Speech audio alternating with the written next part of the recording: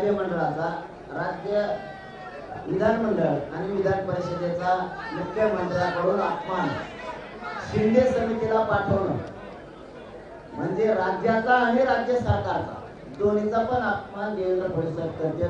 कारण हे काम शिंदे समितीचं नाही, दोन्हीचा पण अपमान.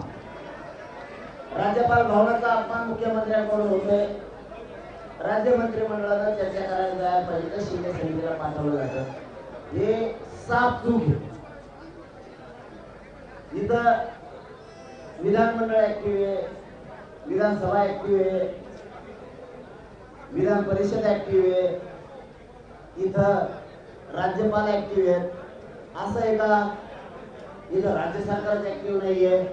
सगळं आहे.